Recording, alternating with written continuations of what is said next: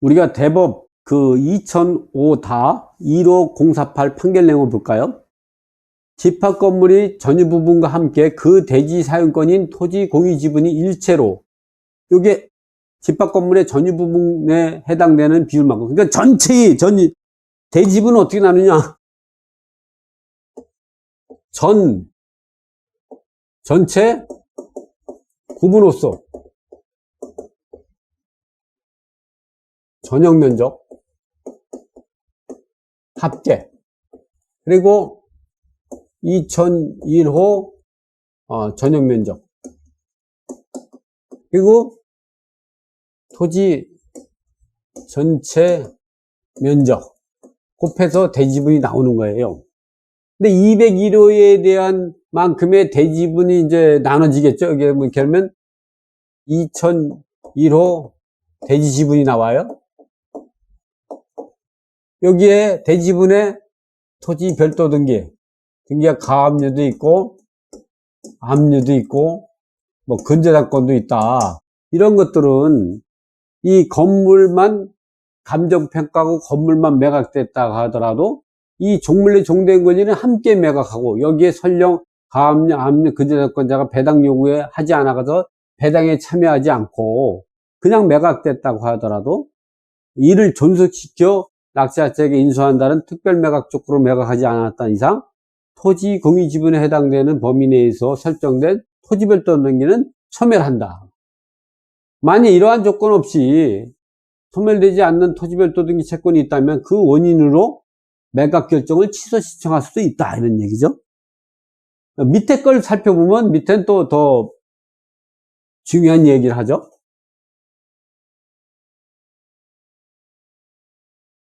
대지권 평가 없이 전유 부분만 매각돼도 재지권 등기와 토지별도 등기를 맞수할 수 있다.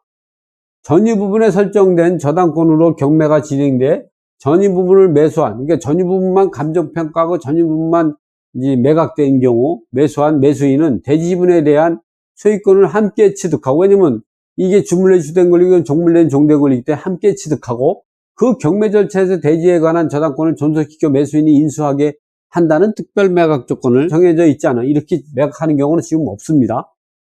이상 설령 대지권에 대한 성립 이전에 대지에 관하여 설정된 저당권이라 하더라도 대지 지분의 범위 내에서 소멸하는 것이며, 전유 부분에 관한 경매 절차에서 대지 지분에 대한 감정평가를 반영하지 않았다고 하거나 대지의 저당권자가 배당을 요구를 하지 않아서 배당에서 배제됐다고 하더라도 소멸되는 건 전혀 영향을 미치지 못한다는 것이 대법 2013 11월 28일 선고한 2012-103325 판결 내용입니다. 이렇게 토지별도 등기는 인수조건으로 매각하는 경우는 경매로 소멸되지 않은 이제 토지의 가등기라든가 가처분이라든가 구분지상권이죠, 등등 이런 것들만 있지, 또는 이제 전세권 등기라든가 이런 것들은 배당 요구하지 않으면 소멸되지 않잖아요. 이런 것들은 인수할 수도 있다. 이런 거 이외에는 토지별도로 인수조건으로 매각하는 경우는 거의 드문 일이다. 거의 없다, 이렇게 보시면 돼요. 완벽하게 없다 할 수 없지만 거의 없다. 자, 토지별도 등기가 있는 물건에 우리가 권리 분석을 어떻게 해야 되느냐. 이거는 서울특별시 강남구 논현동에 있는 삼성빌라예요. 여기를 보면 건물이 지어지기 전에 토지에만 설정돼, 이게 토지 등기부고 이거는 건물 등기부인데, 연립이 지어지기 전에 나대지 상태 설정된 예안은행 근저당과 이철승 근저당권이 있다.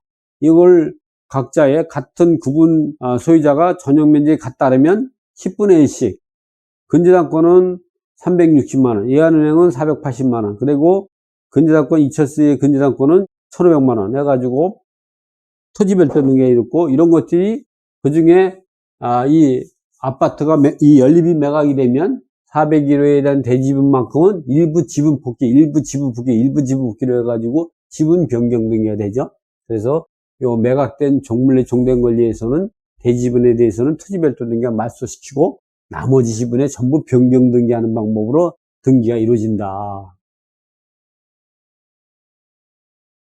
이 경매 사건은 경매 이루기에 토지별도 등기가 되어 있어서 집합건물 등기사항 전부 증명서와 토지등기부 전부 증명서를 열람해서 분석한 경우와 소유자 김숙경이 소유하고 있던 토지에 근저당권을 설정하고 다세주택을 건립해서 대지권으로 분할한 사례이다. 그런데 김숙경 소유 당시 근저당권 채무액과 건축 신축 비용 근저당권 채무액이 상환되지 않고 그대로 남아 있어서 토지 별도 등기된 사항이다. 이러한 사항을 정확하게 이해하기 위해서 집합건물 등기사항 전부증명서 확인과 대지권이 고향인 토지등기부를 발급받아서 분석해보면 다음과 같습니다.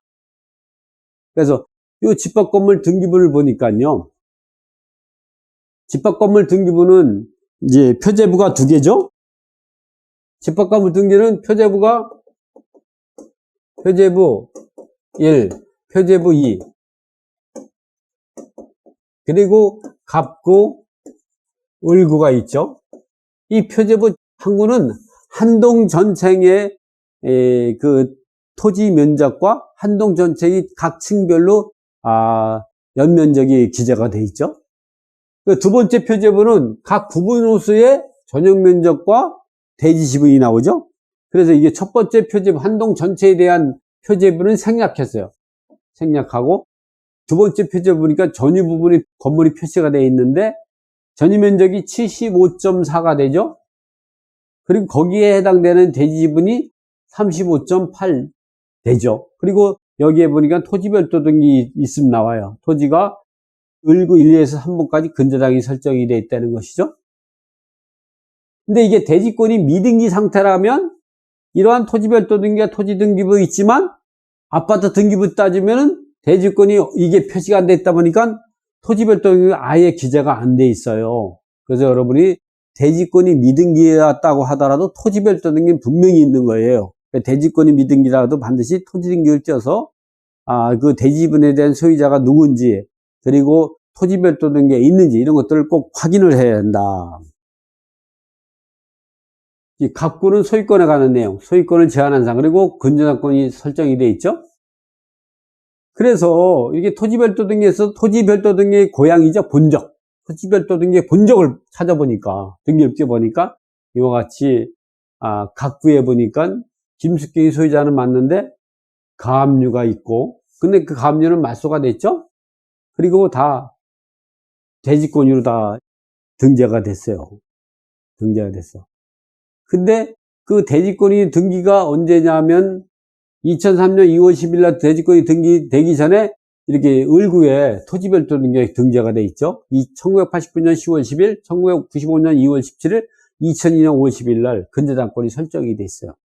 근데 이게 10개의 구분호수이기 때문에 같은 전용 면적이기 때문에 360, 480, 1,500만 원만큼만 경매 절차에 배당을 받고 일부 지분 포기해서 거기 지금 301호인가요? 이 301호에 대한 대지분에서 말소되고 나머지 다른 지분에 변경 등기되죠. 이게 경매가 된다 그러면 이렇게 보는 거예요. 이렇게 토지별도 등기된 저당권자 등이 배당 요구 시 배당표. 그러니까 배당 요구 안 했더라도 이 사람은 소멸되는 거예요. 불가한 거지만 배당 요구할 때는 각자의 지분비율에 해당되는 이 10개의 구분호수인데 다 같은 전용면이 같기 때문에 10분의 1에 해당되는 만큼 배당이 되죠.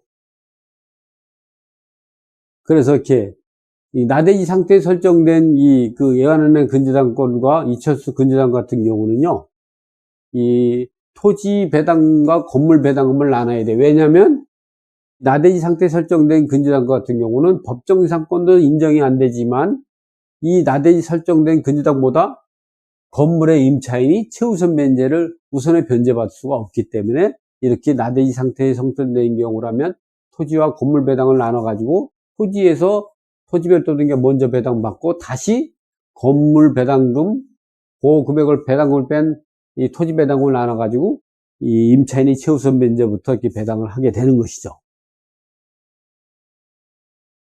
그러니까 나대지 상태 설정된 거는 이제 법정 이상권도 인정이 안 되지만 그 나대지에 설정된 사람들이 예측하지 못했던 최우선 면제를 갖다가 먼저 배당을 받을 수 없어요.